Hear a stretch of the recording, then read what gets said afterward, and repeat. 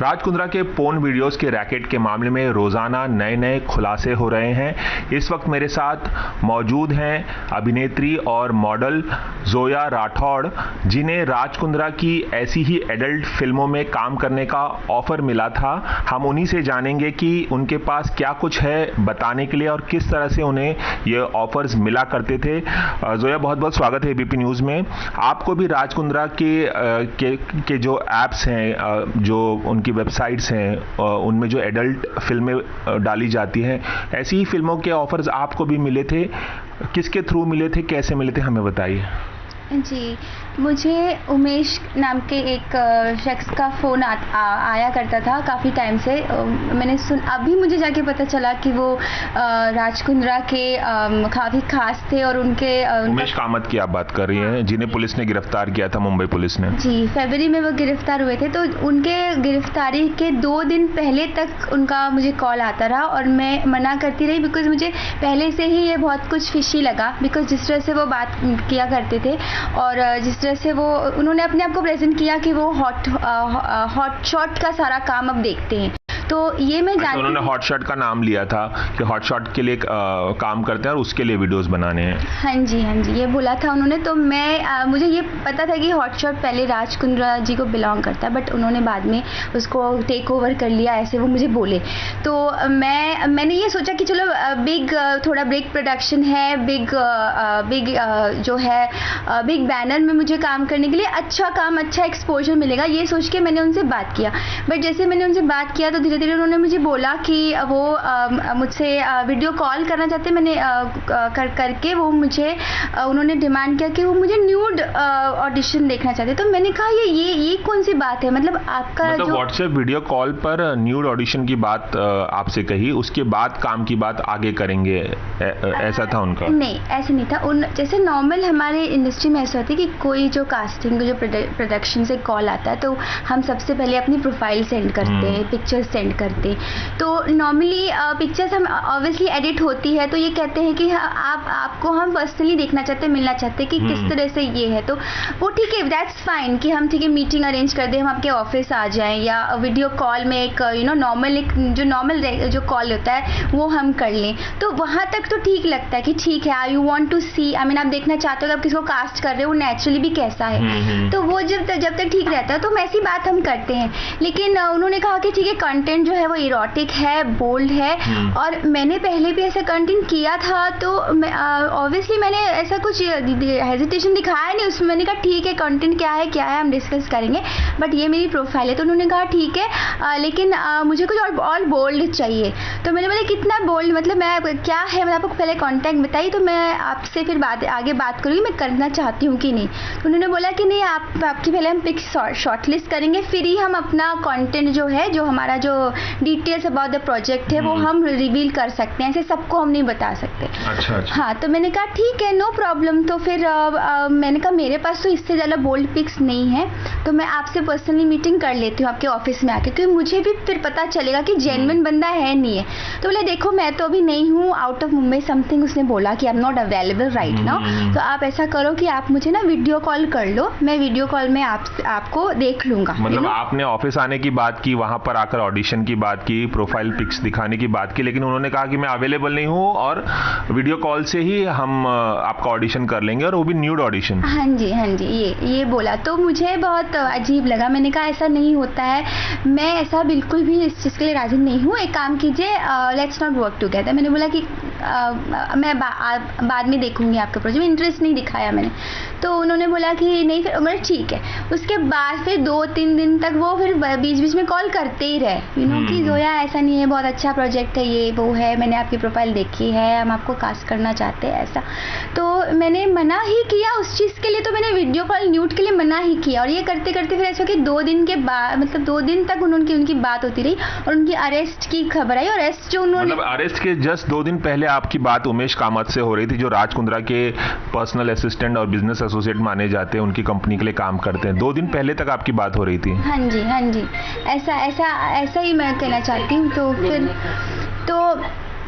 तो इसके लिए ऐसा था कि मैं जब वो अरेस्ट हुए तब मुझे पता चला कि भाई ये वही मतलब इतना बड़ा अरेस्ट हुए तब आपको पता था कि राज कुंद्रा के लिए उमेश कामत काम कर रहे थे। हाँ। और उनका ऐप है हॉट शॉट्स। हाँ। और कितना शौक लगा आपको?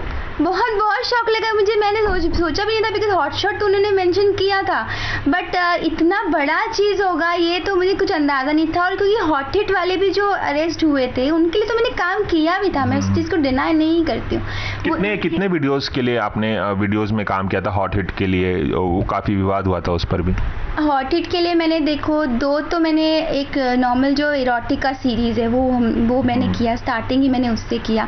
उसके बाद एक जो था थोड़ा सा जिसको वो अनकट कहते थे, जो वो विदाउट एनी कट्स वो एक नॉर्मल वीडियो की तरह शूट करते थे बाकायदा एक प्रोफेशनल तरीके से, मतलब मेकअप है, अच्छा कॉस्ट्यूम है, एक कॉन्सेप्ट है, बट एक्स्ट्रा बोल्ड टाइप। तो उनका उन्होंने मुझे पेमेंट अच्छा दिया था और उन्होंने बाकायदा उसके लिए हमें लीगल डॉक्यूमेंट्स दिखाया था। कि मैंने उनसे पूछा था, जो डायरेक्टर थे शान धाना जी जो अरेस्ट हुए थे, उनसे मैंने बाकायदा बहुत ही डिटेल में पूछा था कि मैं कुछ भी इलीगल नहीं करना चाहती हूँ, क्योंकि जहाँ तक मुझे पता है कि pornography is not allowed in India.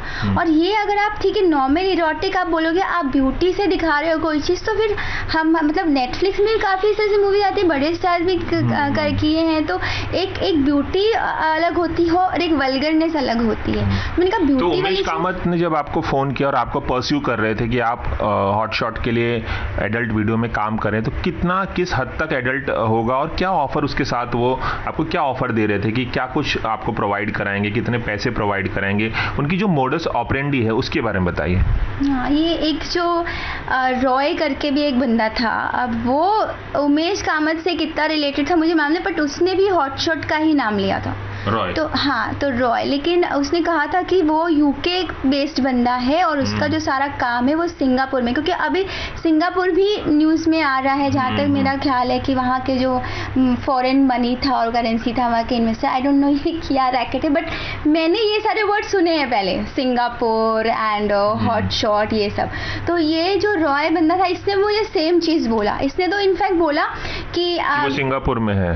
हाँ, वो सिंगापुर में, हाँ, हमारा पूरा जो है, जो हमारा जो सेटअप है वो सिंगापुर में है, लेकिन we are going to shoot in India and we are going to cast models and actors from India. लेकिन ये जो फिल्म है, वेब सीरीज है, वो इंग्लिश में है, तो हमको इंग्लिश स्पीकिंग आर्टिस्ट चाहिए। अच्छा। हाँ, तो इसलिए तो उन्होंने तो वो मुझसे बात की, तो मैंने कहा ठीक है, इंग्लिश स्पीकिंग है, अच्छा है, प्रोजेक्ट अच्छा ही होगा। उन्होंने कहा कुछ ऐसा कुछ बहुत ब्यूटीफुल सा कुछ प्रोजेक्ट है जिसमें लेकिन न्यूड है, मतलब it has to be nude, full nude. So but उन्होंने फुल न्यूड की बात की उन्होंने। हाँ, फुल न्यूड की बात की। उन्होंने कहा कि मुझे इसलिए आपको मैं देखना चाहता हूँ बिकॉज इंडियन स्किन में क्या ना, उन्होंने ये भी मेंशन किया था कि मार्क्स होते हैं, मैं नहीं चाहता कि ना मॉडल्स अपनी पिक्चर्स तो बहुत अच्छी भेजती हैं, बट जब हम रियल में उन्हें देखते हैं तो वो उतने ही मतलब वैसे नहीं होते हैं जैसे पिक्चर्स में होते हैं। तो इस तरह से उन्होंने बात की, तो उन्होंने अपनी पॉइंट रखी कि वो क्यों मुझे इस तरह से देखना चाहते हैं, क्लियरिफाई करने की कोशिश की।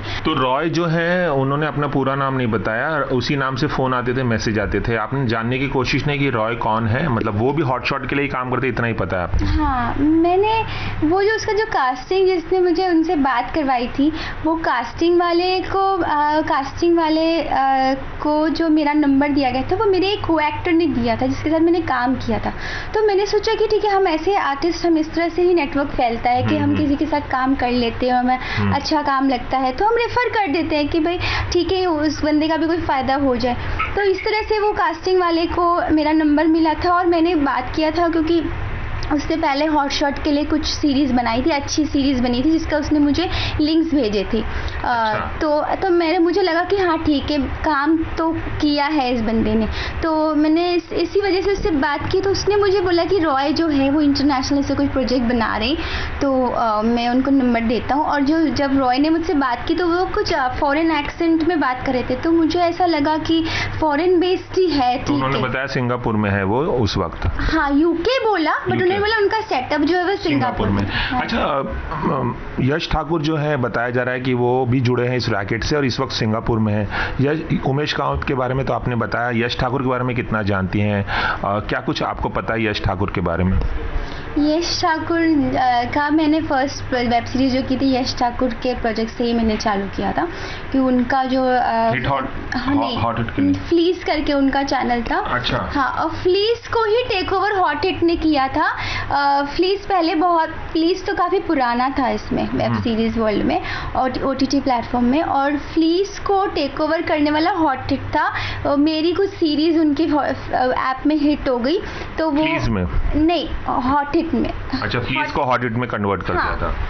नो सॉरी, यश ठाकुर का फ्लीस था। हाँ। और हॉट हिट जो था वो रोआ खान, यास्मीन खान और शान का था। तो ये क्या था कि दोनों राइवल्स थे, तो मैंने दोनों के लिए काम किया, लेकिन जो मेरा जो सीरीज हिट हो गया वो हॉट हिट के लिए हो गया, तो सारे जो सब्सक्राइबर्स थे वो हॉट हिट के ज़्यादा हो गए। तो हॉट हिट वालों ने एक बार जो मतलब उन्होंने चालू किया एक ट्रेंड अनकट्स का, तो वो ही करते रहे, जिसके सिलसिले में आई थिंक सो वो रेड हैंडेड पकड़े गए थे। उनके पर कौन से केस थे मुझे मालूम नहीं, बट वो अरेस्ट हुए थे, 3-4 महीना वहाँ पर थे। तो जिसकी वजह से काफ़ी मतलब चेंजेस आ गए, रेगुलेशंस आ गए, और पुलिस वगैरह ने। तो आपने यश ठाकुर के साथ काम किया हुआ है पहले? यश जी ने काम किया है। ये राजकुंद्रा के हॉटशॉट के लिए भी यश ठाकुर ने आपको कांटेक्ट किया था? मुझे नहीं लगता कि उनका यश का कुछ कुंद्रा से कुछ रिलेशन है, बिकॉज वो तो अलग उनका एक OTT प्लेटफॉर्म था। बट ऐसा है कि ये सब जो एक है ना कि मतलब कि हमको इससे आगे निकलना है, तो ये कुछ ना कुछ कहीं ना कहीं मुझे ऐसा लगता है कि किसी न किसी को तो कुछ एक सपोर्ट होगा। कौन से साल में आपने काम किया था फ्लीस के लिए, यश ठाकुर के लिए? 2020 में। 2020 से ही ये सारी चीजें आई। 2020 में आपने यश ठाकुर के फ्लीज ऐप के लिए बोल्ड वीडियोस में काम किया? हाँ, मैंने फर्स्ट जो सीरीज की उनके लिए की, और उनको डायरेक्ट मतलब मुझे जिसने रेफर किया उसका नाम था मुकेश अग्रवाल, जो एक डायरेक्टर थे। तो मैं बाद में जो उनके लिए सीरीज की, मैंने उनसे काफ़ी मना भी किया। जब एक पॉइंट आ रहा था कि वो मुझे बोल रहे थे कि नहीं ऐसा भी करो, कुछ नहीं होगा, ऐसे भी करो, तो मैं उनसे मना करती थी कि नहीं मुझे नहीं करना है इसके आगे। तो कहते थे नहीं ऐसे करो, क्योंकि उनको ये डिमांड भी करते थे कि वो तो हॉटशॉट के लिए कभी कांटेक्ट नहीं किया यश ठाकुर ने? जैसे कि नाम अभी आ रहा है उनका सामने, वो अलग है बैनर। हाँ। अच्छा, तो ये बताइए कि किस तरह से लड़कियों को, जैसे कि आपने बताया न्यूड ऑडिशन की आपके साथ बात की, एक और मॉडल ने, सागरिका ने भी मुझे बताया था ABP न्यूज़ को, कि कैसे न्यूड ऑडिशन के लिए वीडियो कॉलिंग के जरिए, और क्या मोडस ऑपरेंडी होता है, किस तरह से लड़कियां झांसे में आ जाती हैं, आपको क्या ऑफर था, कितने पैसे देंगे, कुछ बताएं। जैसे एक मुझे ऐसा समझ में आ रहा था कि जो रॉय जिससे मैं बात कर रही हूँ, तो उन्होंने जो मुझे बोला कि आप न्यूड जो वीडियो कॉल हो जाओ तो हम आपको 70K पर डे देंगे, 70,000 पर डे। तो मैंने पूरी तरह से न्यूड वीडियो शूट करने के लिए? हाँ, पूरी तरीके से।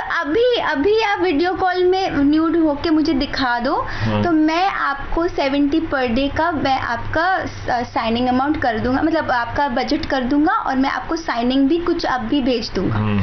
तो मुझे यहाँ पर ही एक जो ट्रिकीनेस जो एक रहता है ना, जो झांसा, वो आया कि इतना ज़्यादा पेमेंट तो वैसे कोई करता है नहीं इसमें, और अब कह रहा अभी आप कर दो तो मैं कर दूंगा। तो मैंने बोला कि नो सॉरी सर, मैं नहीं कर सकती। तो रॉय का ये जो ऑफर था जो आप बता रहे हैं, वो मतलब उमेश कामत को भी पता था, क्योंकि उमेश कामत और रॉय साथ में ही काम करते हैं? I think so. उन्होंने हॉट शॉट का नाम लिया था दोनों ने। तो वैसे तो उन्होंने कोई 70,000 रुपये पर डे, और उन्होंने ये भी मेंशन किया कि मैंने जब उनसे नहीं कहा, मैंने कहा ठीक है मैं अभी नहीं करूंगी, बट फिर भी आप अगर मुझे कास्ट करना चाहोगे तो आपका क्या बजट है, नॉर्मल बजट? तो बोले फिर 20K। तो मतलब हमारे काम की वैल्यू नहीं है। क्या 20,000 क्या आपने कहा अभी? मतलब अगर मैं उन्हें न्यूड नहीं हो जाती हूँ वीडियो कॉल में, तो नॉर्मल मुझे 20 पर डे ही देंगे, लेकिन अगर मैं अभी न्यूड हो रही हूँ तो उस 20 का उन्होंने 70K बना दिया। अच्छा। तो मतलब ये एक तरीके से कई लड़कियां हैं, लॉकडाउन के दौरान कई लड़कियों के प्रॉब्लम हो गए, घर चलाने में दिक्कत हो गई, इनकम नहीं हो रही थी, तो बहुत लड़कियों को फांसने की कोशिश आपकी तरह हुई है? हाँ, तो इसमें बहुत सारी लड़कियां तो सामने आना भी नहीं चाहती है, बिकॉज क्या है मुंबई में, मतलब मैंने ऐसे देखा अक्सर ऐसा हो, मतलब लॉकडाउन में ऐसा हो कि बहुत सारी जो नॉर्थ इंडियन लड़कियां थी वो काम नहीं होने की वजह से वापस चली गई, है ना। तो जो बची हुई थी, अब जो स्ट्रगल काम नहीं है, तो मुंबई में रहना तो एक तो बहुत थोड़ी अपना में ही एक बहुत डिफ़िकल्ट हो जाता है, एक स्ट्रगल है, तो वहाँ पर उनको कैसा सर्वाइव करना, तो ये एक चांस शायद इन्होंने देखा कि भाई यही है। अभी ऑडियंस को भी हम एक ही चीज़ देंगे, ऑडियंस को भी एक ही चीज़ दे रहे हैं, आर्टिस्ट को भी एक ही चीज़ दे रहे हैं, तो दोनों का फ़ायदा हो रहा है और पैसे तो करोड़ों में कमा रहे हैं। तो ये चीज़ ऐसा कुछ एक पूरा रैकेट जो था चल रहा था और इनको लगा कि भाई ये अच्छा होगा, और हमको भी ऐसा एक पॉइंट में हमें भी लगता था कि ठीक है चलो हमने इतना काम किया है, ठीक है अब पैसे तो आ रहे हैं, एक सेट ऑफ मैनेजर, बट एक वन पॉइंट ऑफ आके कि मुझे लगता था कि नहीं ये ऐसा गलत है। जो मैंने हॉट हिट वालों से पूछा था कि भाई आपके पास क्या है, तो वो हमें दिखाते थे कि हमने देखो ये रजिस्टर्ड पूरा किया हुआ है, रजिस्ट्री किया हुआ, जो ग्रीन कलर का जो कोर्ट का कागज होता है उसमें एग्रीमेंट किया है 100 रुपीज़ के स्टैम्प का, और मैं लीगलाइज किया है, लॉयर के साथ जाके किया है। मैं उनसे बहुत बार मैंने पूछा, बोले कुछ प्रॉब्लम वाली तो बात नहीं, मैं कुछ इलीगल नहीं करना चाहती हूँ, तो बोले नहीं होगा कुछ भी, आप कहीं नहीं फंसोगे, हम लोग बैठे, और ये बोलते बोलते सबसे पहले वही अंदर हो गए। तो कितना बड़ा मतलब हम पे भी कुछ आ सकता था, प्रॉब्लम आ सकता था, कितना ये प्रॉब्लमैटिक है। चलिए एबीपी न्यूज़ से खास बातचीत करने के लिए बहुत बहुत शुक्रिया, thank you so much. Thank you. Cameraman Ravi Panchal के साथ रवि जैन, एबीपी न्यूज़ मुंबई।